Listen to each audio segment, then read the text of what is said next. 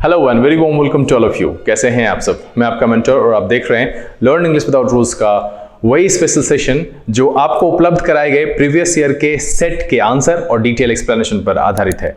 आज मैं यहां पर उपस्थित हुआ हूं सेट 22 में मौजूद सभी 15 क्वेश्चन के आंसर और उसके डिटेल एक्सप्लेनेशन के साथ। उम्मीद करता हूं कि अब तक जितने भी सेट मैंने कराए हैं और वैसे बच्चे जो इसे रेगुलर देख रहे हैं आपको फायदा पहुंचा है। वैसे बच्चों के लिए एक मैसेज है जो इसे नहीं देखते हैं और ये सोच करके उसे दरकिनार करते हैं कि मैंने तो अभी पढ़ा नहीं है। मैं आपको बता दूं कि यहां पर जब मैं हर एक क्वेश्चन आपको सॉल्व कराता हूं तो उसमें कहीं ना कहीं मैं ग्रामेटिकल नॉर्म्स को बताता हूं जो कि चैप्टर के नाम से आधारित नहीं होता है। अब अगर आप ये जानते हैं कि भारत में कोई एक शहर है जिसका नाम है लातूर, तो वो है, इतना आपको पता चल गया कि भाई भारत में है। तो इसी तरह की एक जानकारी मैं आपको उपलब्ध कराता हूं कि ये ऐसा हो तो ऐसा होता है। और अगर इतनी जानकारी भी आपके पास 500 और 1000 है तो आप जब कभी भी एरर स्पॉटिंग के क्वेश्चन को बनाएंगे आप आसानी से जो है 10 में से 6, 5 में से 3 और 4 क्वेश्चन के आंसर जरूर कर पाएंगे। तो ये आपकी एक सक्षमता है। मैं समझता हूं कि आप सबको इसे बनाना जरूर चाहिए, विशेष करके जो बैंक के लिए IBPS PO के लिए अभी देख रहे हैं, आगे एग्जामिनेशन होने वाली है, IBPS क्लर्क है और भी कॉम्पिटिटिव एग्जामिनेशन है जहां पर एरर स्पॉटिंग पूछा जाता है। तो उस पॉइंट से ये एपिसोड ज्यादा महत्वपूर्ण है। SSC CGL में 20 क्वेश्चन पूछा जाता है मेन एग्जामिनेशन में, तो वैसे बच्चों को भी यहाँ पर दरकिनार नहीं करना चाहिए, चाहे आप इस बार दे रहे हो या अगले सीजन में दे रहे हो। आप मेरे साथ करते चलेंगे तो आपका पॉइंट जमा हो जाएगा और कब आपकी जानकारी उस लेवल तक पहुंच जाएगी जहां पर आप सवाल बनाने में सक्षम हो जाएंगे ये आपको पता भी नहीं चलेगा। चलिए यहां पर बिना देरी किए हुए आंसर शीट, नोटबुक और एक मिनट वैसे बच्चे जिन्होंने इस सेट को सॉल्व नहीं किया है वीडियो को यहीं पर पॉज कीजिए, डिस्क्रिप्शन में लिंक है, क्वेश्चन डाउनलोड कीजिए, उसे बनाइए और फिर मेरे साथ आइए। आंसर शीट, नोटबुक और पेन लेकर तैयार हो जाइए। देखते हैं कि सेट 22 में मौजूद सभी 15 क्वेश्चन के आंसर क्या है और उसके पीछे कौन कौन से ग्रामेटिकल नॉर्म्स लगे हुए हैं। चलिए देखा जाए।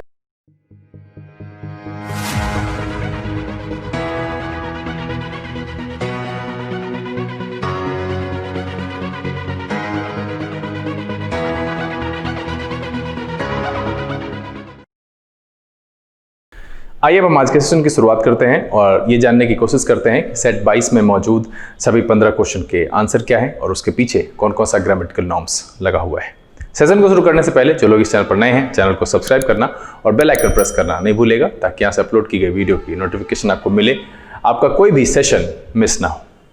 सेशन शुरू करना है यहाँ पर और आज हम जैसा कि आपको बता चुके हैं कि सेट 22 का एक एक क्वेश्चन देखेंगे, उसका आंसर क्या है और ग्रामेटिकल नॉर्म्स क्या है। लेकिन एक जानकारी है आपके लिए, मैं सिर्फ ये जानकारी इसलिए दे रहा हूँ ताकि आपको बनाते समय अगर परेशानी होगी तो आप ऊब सकते हैं या मन चिड़चिड़ा होगा। सेट जो 24 है उसका जो सवाल नंबर 52 यानी 352 ये सवाल अधूरा है, दिस वन इज इनकम्प्लीट। तो या तो आप इसे IDBI बैंक PO एग्जाम 13/12/2009 वहां से पूरा कर लीजिए, या नहीं तो आज के एपिसोड के बाद यानी कल सुबह 10-11 बजे के बाद जिस किसी भी सेट में इसका लिंक है वहां से डाउनलोड करिएगा। मैं वहां पर लिंक जो है अपडेट करके इंप्रूव कर देता हूं, तब वो सही क्वेश्चन होगा। ये क्वेश्चन इनकम्प्लीट है। सूचना ध्यान से सुन लीजिए, सेट 24 का क्वेश्चन नंबर 52 यानी 352 अधूरा है। इसे या तो जो डेट दिया हुआ है उस प्रीवियस ईयर के सेट से पूरा कर लीजिए या कल 11 बजे के बाद आप डाउनलोड कर लेना किसी भी जगह, जो लिंक मौजूद है मेरे नीचे किसी सेट के लिंक से आपको मिल जाएगा। चलिए हर एक एपिसोड की तरह क्वेश्चन आपको यहां पर दिखेगा, एक एक करके हम इसको सॉल्व करेंगे। सेट 22 का चूंकि आपको पता है कि हमने 300 क्वेश्चन करा लिए हैं, तो आज जो है वो हमारी बारी है 319वें सवाल की। कह रहा है, in response to the growing crisis the agency is urgently asking for more contributions to make up for its sharp decline in purchasing power. अब देखिए कि यहां पर एक एक पॉइंट जो है वो सही रखा गया है, कोई भी गड़बड़ी इसमें नहीं है। सबसे पहले है in response to the growing crisis, और ग्रोइंग के बाद नाउन लगा हुआ है। प्रेजेंट पार्टिसिपल का जब हम यूज करते हैं तो उसके बाद हम एक नाउन लगाते हैं, this one is okay. The agency is singular है तो इज लगाया। अर्जेंटली आस्किंग, अर्जेंटली एडवर्ब है, आस्किंग के पहले लगा हुआ है, ठीक है। मोर कंट्रीब्यूशंस, वो भी बिल्कुल वहां पर ठीक है। टू मेकअप 2 + V1, वो भी ठीक है। फॉर इट्स शार्प, चूंकि एजेंसी इज सिंगुलर तो इट्स लगाया। उसके बाद कह रहा है डिक्लाइन इन परचेजिंग पावर, और फिर से प्रेजेंट पार्टिसिपल और फिर एक नाउन पावर। तो यहां पर ये जो है बिल्कुल सही है, और इसलिए 19वें का जो आंसर है no error and the option is E. यहां पर कोई भी गड़बड़ी नहीं है।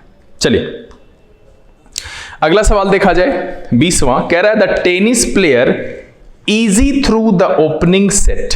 अब देखिए यहां पर जो इजी है वो एक एडजेक्टिव है, ये सवाल नंबर है 20, और यहां क्या कह रहा है, जो इजी है वो एक एडजेक्टिव है। मैंने इसका फॉर्म बताया था, ये एडजेक्टिव है, और इसका जो फॉर्म बताया था वर्ब वाला वो था इज, और यहां पर इसका प्रयोग गलत है, वो नहीं होना चाहिए कि the tennis player is through the opening set before her opponent. अब यहां पर हमें यह देखना है कि इज लगाया, एक बात का ध्यान रखना है कि सबसे पहले तो वर्ब फॉर्मेट आ गया।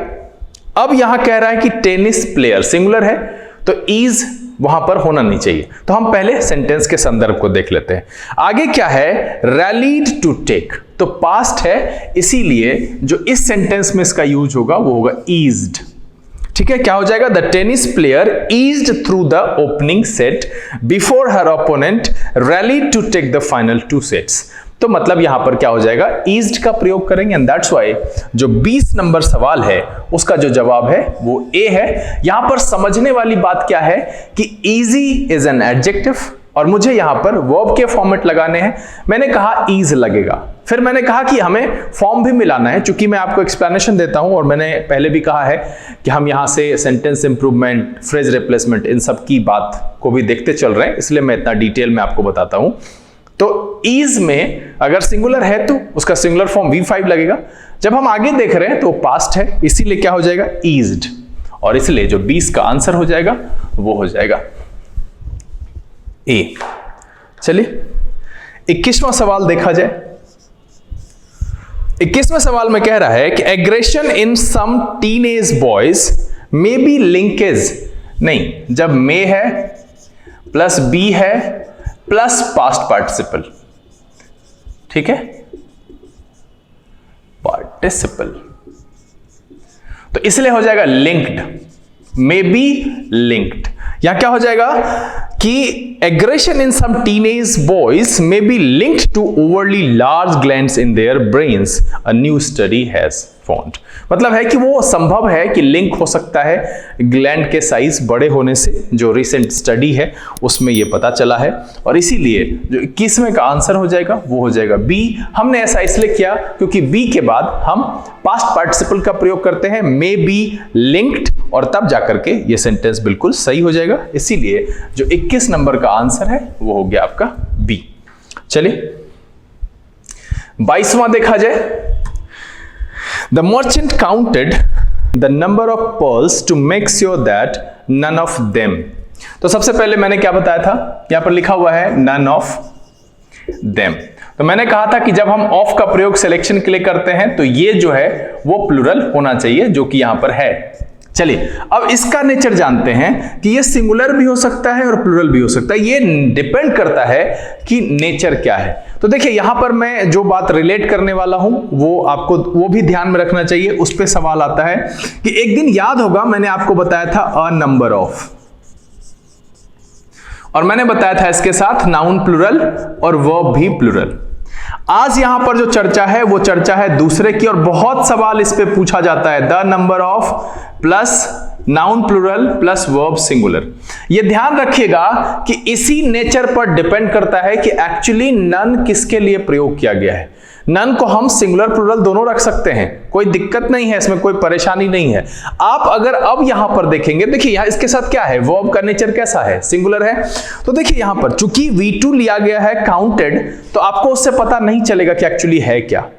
लेकिन आप यहां पर देखिए क्या लिखा हुआ है, द नंबर ऑफ पर्ल्स, और इसी लिहाजन जो है नन को यहां पर हम प्लूरल नहीं मान सकते, और इसीलिए जो इस सेंटेंस में वर का यूज हुआ है ये गलत है, इसकी जगह पर हम वॉज का प्रयोग करेंगे। और ये दो जानकारी एडिशनल है बच्चे, जिसमें से एक मैंने आपको बताया था अ नंबर ऑफ, ये मैं पहले बता चुका हूं कि जब हम अ नंबर ऑफ का प्रयोग करते हैं तो उसके साथ नाउन भी प्लूरल लगाते हैं, वर्ब भी प्लूरल लगाते हैं। But in the case of the number of, उसमें हम नाउन प्लूरल लगाते हैं लेकिन वर्ब सिंगुलर लगाते हैं, ये ध्यान रखिएगा। तो इसीलिए चूंकि द नंबर ऑफ की चर्चा है, तो इस सेंटेंस में हम क्या करेंगे, नन को सिंगुलर ट्रीट करेंगे और उसके साथ वर नहीं वॉज का प्रयोग करेंगे, और इसीलिए जो 22वें का आंसर हो जाएगा वो हो जाएगा डी। ध्यान रखिएगा कि एक एडिशनल जानकारी है इस सेंटेंस में। यहां जो सवाल है कि द नंबर ऑफ अगर होता है तो उसके साथ हम नाउन प्लूरल लगाते हैं लेकिन वर्ब सिंगुलर लगता है। अ नंबर ऑफ अगर किसी सेंटेंस में आपको दिखे, a number of boys, a number of students, तो ये ध्यान रखना है कि वहां पर स्टूडेंट्स तो होगा ही, उसके साथ आर हो जाएगा। अगर हम द नंबर ऑफ बॉयज कहते हैं, द नंबर ऑफ स्टूडेंट्स कहते हैं, तो उसमें स्टूडेंट्स तो है ही, आगे जाकर के इज लगेगा, ये ध्यान रखिएगा। तो 22वें का जो आंसर हो गया वो हो गया आपका डी।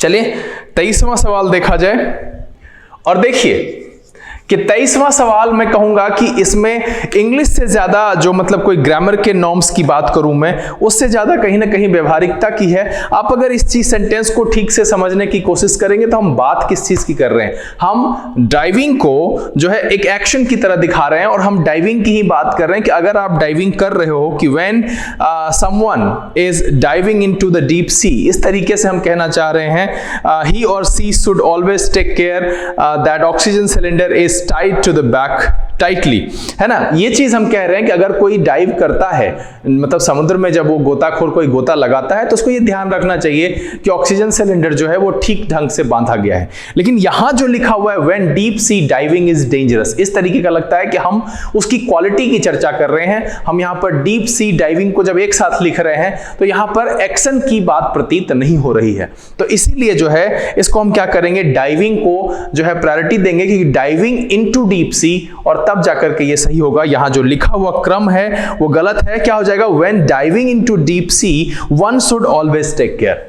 ठीक है कि जब आप लगा रहे हैं गोता तब हमेशा प्रत्येक व्यक्ति को यह ध्यान रखना चाहिए, और इस लिहाजन जो है 23 का जो आंसर हो जाएगा वो हो जाएगा ए। और ये एक्चुअली अगर मैं कहूं तो ये व्यवहारिकता पर निर्भर करता है कि हम सेंटेंस में बात क्या करना चाहते हैं। एक्चुअली हम जिस मुद्दे पर बात करना चाहते हैं हम उसी चीज को चर्चा में लाते हैं। यहां पर डीप सी डाइविंग की क्वालिटी की बात नहीं कर रहे हैं, हम यहां पर एक एक्शन की बात कर रहे हैं कि अगर आप ऐसा कर रहे हो, करने जा रहे हो, तो उसमें क्या होना चाहिए, हम आगे वो बताए हैं सेंटेंस में। इसीलिए यहां पर जो लिखा हुआ है डीप सी डाइविंग, उसकी जगह पर होना चाहिए when diving into deep sea one should always take care. तो इस तरीके के बाद, इस तरीके से प्रयोग करने के बाद जो है ये सेंटेंस बिल्कुल सही हो जाएगा, और 23 का जो आंसर हो जाएगा वो हो जाएगा ए।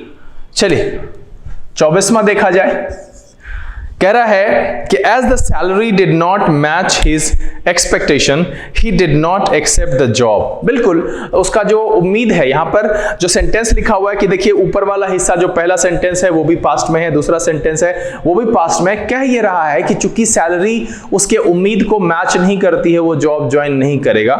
यहां पर सेंस क्या है कि नहीं किया, पास्ट में है, हम यहां पर विल लगा करके आपको समझाए, लेकिन यहां पर क्या कह रहा है कि as the salary did not match, मतलब सैलरी नहीं मिला उस तरीके का, उसके उम्मीद से मैच नहीं किया, इसलिए उसने जॉब नहीं किया। तो यहां पर कोई भी चीज गड़बड़ी नहीं है, ये सेंटेंस बिल्कुल सही है। हर जो सेंटेंस है वो पूरा तरह से जो नॉर्म्स यूज किया गया है ग्रामर का, वो यहां पर जो है संदर्भ को मेंशन करने में और अभिव्यक्ति को एक्सप्रेस करने में सक्षम है, तो इसीलिए इसमें कोई एरर नहीं है, नो एरर, और ऑप्शन जो आपका है वो हो जाएगा ई। चलिए 25वां सवाल देखा जाए।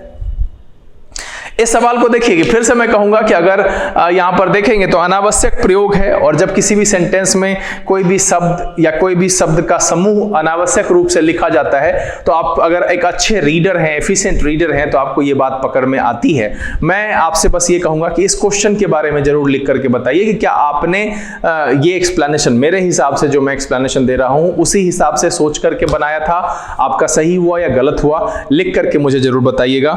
एक और चीज है कि आप सब बच्चे जो बनाते हैं वो अपना जो है मार्क्स नहीं लिखते हैं, तो या तो मैं ये समझता हूं कि बनाते ही नहीं है, और जो नहीं बनाते हैं भाई उनकी किस्मत का वो जाने। मैं अपने चैनल से एपिसोड्स लाता रहूंगा, ये रुकने वाला नहीं है। जब मैं पूरे लॉकडाउन के दौरान 115 एपिसोड आपके लिए पहुंचा सकता हूं तो ये मैं कमिटेड हूं, मैं बिल्कुल एपिसोड्स लाऊंगा। पढ़ने वाले पढ़ ही रहे हैं, तो मैं आपको भी कहूंगा कि थोड़ा सा जागिए, पढ़िए, क्योंकि यही आपके लिए बहुत अच्छा है। यहां पर कह रहा है कि the reason behind his success in the recent past is due to hard work. अब देखिए कि ये जो हिस्सा है the reason behind his success, इसमें जो द रीजन बिहाइंड है ये बेफजूल नहीं लग रहा है, ये बेमतलब नहीं लग रहा है। अगर हम इतना ही पढ़ते हैं कि his success in the recent past is due to hard work and presence of mind, तो इतने में ही सेंटेंस पूरा हो जाता है। द रीजन बिहाइंड, तब मीनिंग नहीं आता है। The reason behind his success, ये यहां जो द रीजन बिहाइंड है ये इसका अनावश्यक प्रयोग है। आप सेंटेंस में उसको छोड़ करके पढ़ के देखेंगे, उसको मिलाकर देखिए कि his success in the recent past is due to hard work and presence of mind, तब ये बिल्कुल यहां पर सही हो जाएगा। और इसीलिए जो है हम इसमें से ए वाले पोर्शन को हटा देंगे और 25वें का जो आंसर हो जाएगा वो हो जाएगा ए। करेंगे क्या इसमें, द रीजन बिहाइंड, 2 बार जो है वैसे शब्द या शब्द समूह का प्रयोग किया है जो कारण को एक्सप्लेन करने के लिए यूज किया जाता है, इसलिए जो है पहला वाला जो है वो हम हटा देते हैं। उससे बेहतर है ड्यू टू, इसलिए हमने उसे रख लिया है। चलिए अगला सवाल, और ये भी बताया हुआ है पहले से आपको कि नो सुनर, जो इसका कॉम्बिनेशन है नो सुनर का, मैंने इसको बताया था कि 2 तरीके से लगाते हैं। जब डिड लगाते हैं तो V1, और जब हैड लगाते हैं तो V3, ठीक है। और इसके बाद जो आगे लगता है वो लगता है देन। तो हम यहां पर ये देखेंगे कि यहां क्या सही लगा हुआ है। कह रहा है कि no sooner did the students seen the principal approach then they ran. और एक चीज यह ध्यान रखिएगा, इस सवाल में थोड़ा सा विवाद हो सकता है, तो मैं विवाद यहां पर ऑलरेडी क्लियर कर दूं कि जब यहां पर दिया हुआ है कि नो सुनर डिड, तो उसके बाद जब हम लिखेंगे तो हम किसी भी टेंस में लिख सकते हैं, बट यहां पर जो है ज्यादा प्रेफरेबल है, चूंकि सीन लिखा हुआ है तो हम इसको क्या करेंगे, यहां सीधा सीधा हैड करेंगे। डिड को अगर हम हैड में चेंज कर दें तो मीनिंग सही आएगा। आपको लगेगा कि सर हम सीन को ही जो है सी कर दें कि no sooner did the students see the principal approach then they ran, ये थोड़ा सडन हो जाएगा और इससे जो है मीनिंग थोड़ी सी जो है गड़बड़ी आएगी मीनिंग में। वैसे लिखा जा सकता है, बट यहां पर अगर हम ये मीनिंग देते हैं कि जो ही देखा उनकी तरफ भागा, है ना, principal approach then they ran from the playground, नहीं, वो जब क्या कहते हैं प्रिंसिपल पहुंचे तो विद्यार्थी जो है वो प्लेग्राउंड से भागे। तो यहां पर हम क्या करेंगे, 26वें में ए में अगर हम डिड को हैड में चेंज कर दें तो मेरा जो है वो कॉम्बिनेशन सही हो जाएगा, और इसीलिए जो इसका आंसर हो जाएगा 26 का वो हो जाएगा ए। हम क्या करेंगे, no sooner had the students seen the principal approach then they ran from the playground, और तब जाकर के ये सेंटेंस बिल्कुल सही हो जाएगा। करेंगे क्या, ए वाले पोर्शन में से डिड हटा करके उसकी जगह पर हम हैड का प्रयोग करेंगे। चलिए अगला सवाल देखा जाए, 27वां। आज के सेट का क्वेश्चन जो है रिस्पेक्टिवली आसान है, और 1-2 क्वेश्चन ऐसे मिलते हैं जो मैंने टाइम एंड टेंस कराने के दौरान यहीं से चुन करके आपके लिए सवाल दिया था, तो वो मैं करा दिया हूं। तो बहुत सारे बच्चों को लगता होगा रिपीटेड है, रिपीटेड नहीं है, ये आप टाइम एंड टेंस के दौरान किए हैं। कह रहा है my Elder sister and I am. अब देखिए कि सबसे पहले अगर हम एंड से जोड़ें किसी को भी, 2 को, तो यहां पर जो वर्ब यूज करेंगे वो प्लूरल यूज करेंगे, ये हमेशा ध्यान रखना है। अगर हम लिखते हैं यू एंड आई तो लिखेंगे आर, इसके हिसाब से एम नहीं लिखेंगे, बिल्कुल गलत है, 2 लिखेंगे, ठीक है। अगर हम लिखते हैं राम एंड आई तो लिखेंगे आर। ये ध्यान रखिएगा कि जब कभी भी होगा प्लुरल होगा। ये ध्यान रखना है कि अगर हम बीच में ऐसे कंजंक्शन का प्रयोग कर रहे हैं जो कि संख्या को बढ़ाने के लिए यूज किया जाता है, तो उससे जो कुल संख्या हो जाती है वो 2 हो जाती है, और इसीलिए जो ये सब्जेक्ट का नया कॉम्बिनेशन क्रिएट होता है वो प्लुरल होता है, और इसीलिए हम उसके साथ प्लुरल वर्ब का यूज करते हैं। तो 27 में कह रहा है कि my elder sister and I are, not M.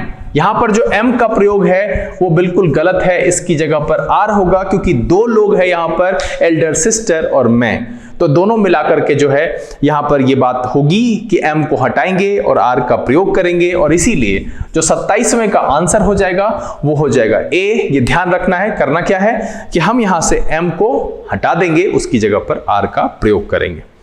चलिए 28वां सवाल देखा जाए, ये भी बड़ा आसान है, कुछ नहीं है इसमें। कह रहा है कि only after a lot of persuasion the illiterate villager allowed himself girl child, इस तरह का नहीं, हिज गर्ल चाइल्ड ज्यादा अच्छा है, हिज गर्ल चाइल्ड। और देखिए यहां पर आपके मन में होगा कि सर हर क्यों नहीं लिखा, हिज क्यों लिखा, तो देखिए ये एक चीज की प्रायोरिटी होती है, और इसीलिए जो 28वें का आंसर है मैं इसकी चर्चा कर दूं, उसके बाद फिर मैं बताता हूं कि यहां पर सी होगा हिमसेल्फ। हिमसेल्फ में एपोस्ट्रोफी एस का प्रयोग नहीं कर सकते, इस तरीके का प्रयोग सर्वथा अनुचित है। ये सबको समझ में आ गया होगा, जिनका रह गया लिख करके जरूर बताइए, और जिनका सही रहा वो भी लिखिए। तो यहां पर जो है मैं यहां बता दूं कि देखिए आपको ये लगेगा, आपके मन में सवाल होगा कि सर मैं अपने हिज गर्ल चाइल्ड क्यों लिखा, हर गर्ल चाइल्ड क्यों नहीं लिखा, हर भी तो हो सकता है। देखिए हमारे यहाँ ग्रामरियन की एक मान्यता है कि अगर जेंडर जस्टिफाइड नहीं है, क्लैरिफाइड नहीं है, क्लियर नहीं है, तो वहां पर आपको जो है मैस्कुलिन को ही प्रेफर करना है, मैस्कुलिन ही लिखना है। क्योंकि ऐसा नहीं होता है विदेशों में, या फिर जो एक्चुअल इंग्लिश बोलने वाले लोग हैं वो थोड़ा सा हट रहा है। जैसे चेयरमैन कहते थे पहले, तो अब वहां पर हो गया है चेयर पर्सन, क्योंकि उस जगह पर जो है अब मेल और फीमेल दोनों जो है वहां जा सकते हैं, और जाते भी हैं, कई सारे ऑर्गेनाइजेशन में हैं। तो इस बात को ध्यान रखते हुए, लेकिन अभी भी क्या करें भाई, ग्रामर के रूल हैं उसे फॉलो करने पड़ते हैं। रूल क्या है, स्पीकिंग और राइटिंग में अभी ये खत्म हो गया है, लेकिन आपको अगर इंग्लिश वाइज कॉम्पिटिटिव एग्जामिनेशन की बात करेंगे तो आपको ये जरूर ध्यान रखना चाहिए कि अगर किसी संदर्भ में जेंडर की चर्चा नहीं की गई है और वहां पर आपको यूज करना है, तो आप मेल ही प्रेफर करेंगे, और इसीलिए जो है हमने यहां पर लगाया हिज गर्ल चाइल्ड। तो 28वें का जो आंसर हो गया वो हो गया सी। चलिए 29वां नंबर सवाल देखा जाए। कह रहा है the need for alternate source of energy are. अब यहां पर एक फिर से मैं कहूंगा कि आप सब लिख करके मुझे बताइए कि क्या यह सवाल आपसे बना, एक झलक में बना या नहीं बना। नहीं बना तो मेरा दुर्भाग्य कह लीजिए या आपकी बदकिस्मती कह लीजिए, मैं क्या कहूंगा, इसको कई बार इसकी चर्चा कर चुका हूं। इसमें देखिए क्या लगा हुआ है, the need, noun, preposition and noun. The need for alternate source of energy is, मेरा एक्चुअल सब्जेक्ट है द नीड इज। यहां पर क्या है, एनपीएन का प्रयोग हुआ है। मैंने कई बार कहा है, आपको समझाया है कि जब एक से ज्यादा नाउन preposition के साथ जुड़े हुए होते हैं तो वर्ब हमेशा हम पहले वाले नाउन के अकॉर्डिंग यूज करते हैं। दैट्स व्हाई नीड जो है वो मेरा सब्जेक्ट है, और यहां पर इस सेंटेंस में जो आर का प्रयोग है वो गलत है, इसकी जगह पर इज का प्रयोग होगा। लिख करके बताइएगा जरूर। मैंने कहा ना कि मेरे लिए बड़ा गड़बड़ है कि इतनी बार बताने के बाद भी ये सब सवाल अगर आपसे नहीं बनता है। अब आप अपना सोचिए, मैं क्या बोलूं, आप टेस्ट को सीरियसली नहीं लेते हो, जबकि इस तरीके का सीरीज आपको कहीं पर भी यूट्यूब में नहीं मिलेगा। कुछ क्वेश्चन के जवाब हैं इधर उधर छिटफुट मॉक टेस्ट करके है, बट मैं एक सिलसिलेवार तरीके से पूरे 21 सालों के क्वेश्चन को यहाँ पर मैं कोशिश कर रहा हूँ कि 20-21 सालों के क्वेश्चन को मैं आपको करा दूं, ताकि मैक्सिमम जो पॉइंट्स है जिसके अराउंड सवाल घूमा है, जहां पर पूछा गया है, वो आपका क्लियर हो जाए और आपको कभी भी एरर में परेशानी ना हो। फिर भी आप नहीं देखते हैं तो ये आपकी अपनी ईमानदारी है। चलिए अगला सवाल देखा जाए, 30th नंबर। कह रहा है कि आई हैव बीइंग वर्किंग। सबसे पहले तो यहां पर देखिए कि जब ये लिखा हुआ है बीइंग वर्किंग तो गलत है। आपको पता है कि बीइंग के साथ जब भी हम लिखते हैं तो पास्ट पार्टिसिपल का प्रयोग करेंगे, ठीक है, तो ये तो गड़बड़ हो गया। साथ में यहां पर लिखा हुआ है हैव, तो गड़बड़ी तो आपको दिख गई कि भाई 30 के पहले में गड़बड़ी है। अब कह रहा है कि I have being working in that organisation for 5 years। आगे क्या किया है, टाइम भी दे दिया है फॉर 5 years। तो जब ये टाइम दे देता है तो हम कंटिन्यूअस नहीं लिखते हैं, हमें लिखना पड़ेगा प्रेजेंट परफेक्ट या नहीं तो पास्ट परफेक्ट या नहीं तो फ्यूचर परफेक्ट, क्योंकि आगे जब टाइम दे देता है तो हम यही यूज करते हैं, कंटिन्यूअस इस्तेमाल नहीं करते हैं। मैंने हमेशा से आपको ये बात समझाई है कि अगर टाइम मेंशन किया गया है, फॉर, सिंस, फ्रॉम का यूज किया गया है, तो उस केस में ये ध्यान रखना है कि फ्रॉम के साथ तो भाई हमेशा से फ्यूचर परफेक्ट कंटिन्यूअस का इस्तेमाल होगा। फॉर और सिंस के केस में प्रेजेंट पास्ट हो सकता है, फॉर के केस में फ्यूचर भी हो सकता है। तो ये चीज ध्यान रखना है कि जब टाइम दे दिया जाए तो यहां पर भाई परफेक्ट कंटिन्यूअस ही लगेगा। हम जरा आगे फिर बढ़ते हैं। कह रहा है बट नाउ आई वर्क, ठीक है, नाउ आई वर्क। अब यहां पर आगे दिया हुआ है कि अभी जहां काम करता है उसके बारे में चर्चा किया हुआ है, इसके बाद ये है, मिलाइएगा नहीं। तो नाउ आई वर्क जब दिया हुआ है तो अभी के समय का दिया, दैट मींस कि ये कहानी पास्ट की है, हैड बिन लगाएंगे यहां पर। कहिए सर जब पास्ट है तो हम वॉज भी तो लगा सकते हैं, लगा सकते थे बच्चे अगर ये मेरे पास नहीं होता। अगर फॉर 5 इयर्स नहीं दिया हुआ होता तो बिल्कुल हम वहां पर वॉज लगा सकते थे, बट मेरी मजबूरी है कि जब टाइम मेंशन कर दिया गया है तो मुझे परफेक्ट कंटिन्यूअस ही लिखना है। और चूंकि वर्तमान समय में कहां काम कर रहा है, कहां काम करता है, उसकी चर्चा वो कर दिया है, तो उससे पहले है कि मैं 5 सालों से किसी जगह काम करता आ रहा था, ये सेंस वहां पर सही बैठेगा। तो इसीलिए जो यहां पर हैव बीइंग, सभी बीइंग का कॉम्बिनेशन गलत है, हैव के साथ तीसरा फॉर्म लगता है, तो वैसे भी गड़बड़ी आपको समझ में आ जाएगी, बट एक्सप्लेनेशन की जो बात है वहां हैड बीन सही है। और इस लिहाजन जो 30 नंबर जो सवाल है उसका जो जवाब है वो है ए। ये बात ध्यान रखिएगा, मैं फिर से रिपीट कर देता हूं कि फॉर, सिंस और फ्रॉम, फॉर का प्रयोग पीरियड ऑफ टाइम को बताने के लिए, अंतराल वाला जो समय होता है जिसमें 2 एंड पॉइंट होते हैं कि 5 घंटे, 0 से शुरू होकर के 5 घंटे तक, ऐसे समय के लिए तीनों टेंस में किया जाता है। सिंस का प्रयोग प्रेजेंट और पास्ट में किया जाता है, और फ्रॉम का प्रयोग जो है फ्यूचर में किया जाता है। सिंस और फ्रॉम ये पॉइंट ऑफ टाइम, एक फिक्स पॉइंट वाले टाइम को दर्शाता है, जैसे 1980 सुबह, शाम, सोमवार, मंगलवार, जनवरी, फरवरी, इस तरीके का जो पॉइंट वाला टाइम होता है जिसमें ड्यूरेशन नहीं होता है, 0 to x की वैल्यू नहीं, मतलब एक अंतराल नहीं होता है, वैसे के लिए हम सिंस और फ्रॉम का प्रयोग करते हैं। अब यहां पर बात है कि वर्तमान समय में जहां काम कर रहा है उसको यह बता दिया है कि नाउ आई वर्क, तो मुझे पिछले की बात करनी थी, पास्ट की चर्चा करनी थी। हम कंटिन्यूअस यूज कर सकते थे लेकिन टाइम मेंशन है इसलिए हमने परफेक्ट कंटिन्यूअस का इस्तेमाल किया। चलिए अगला सवाल देखा जाए, 31वां। 31वें में कह रहा है कि there is no argument against the fact that humans are the most intelligent of all other species. अब देखिए क्या कह रहा है, मोस्ट इंटेलिजेंट।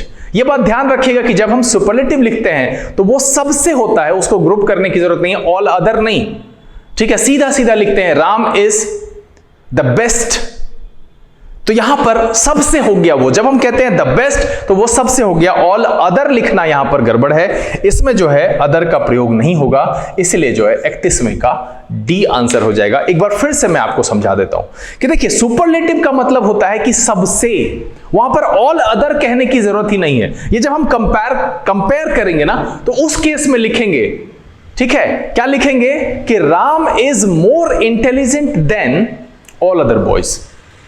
यहां पर क्या है कि राम को छोड़ करके और जितने हैं उनसे जो है राम ज्यादा तेज है, ज्यादा इंटेलिजेंट है, तब हम उस केस में ऑल अदर, एनी अदर का प्रयोग करते हैं। लेकिन सुपरलेटिव के केस में हम ऑल लिख सकते हैं, ऑल अदर नहीं लिखते हैं, क्योंकि भाई मुझे अन्य से नहीं करना है, वो सबसे होता है जो उसका दायरा है अपना। तो इसीलिए यहां पर जो है अदर हटाएंगे और जो 31वें का आंसर हो जाएगा वो हो जाएगा डी। चलिए 32वां सवाल देखा जाए, कह रहा है I may go to the swimming tomorrow. बिल्कुल सही है यहां तक। If I have recovered from the cold, बिल्कुल इसमें जो सेक्शन है ए बी सी डी कहीं पर भी गड़बड़ नहीं है, सारे के सारे सही है, और इसलिए जो इसका आंसर है no error, the option is E. हमेशा से ये ध्यान रखिएगा बच्चे, मैं बार बार कहता हूं कि एक ऑप्शन आपका नो एरर भी होता है और उसे मार्क करना सीखिए, ये ध्यान जरूर रखिए। तो यहां पर क्यों मैंने कहा कि मे गो टुमारो, तो इफ के साथ फिर प्रेजेंट रखा है। मैंने पहले भी कहा था कि इफ के साथ हम रख सकते हैं जो है सिंपल प्रेजेंट रख सकते हैं, प्रेजेंट कंटीन्यूअस रख सकते हैं, प्रेजेंट परफेक्ट रख सकते हैं। तो सबऑर्डिनेट वाले में जो है वो मैं बताया हूं कि वो रख सकते हैं, तो यहां पर है और इसीलिए जो है बिल्कुल सही है। चलिए आज के सेशन का आखिरी सवाल, द प्राइम मिनिस्टर अनाउंस्ड, और जब भी अनाउंस्ड है तो इसका मतलब है पास्ट, है ना। जब अनाउंस्ड लिखा हुआ है तो इसका मतलब है पास्ट है, और पास्ट क्यों है, क्योंकि लिखा हुआ है अनाउंस्ड, है ना।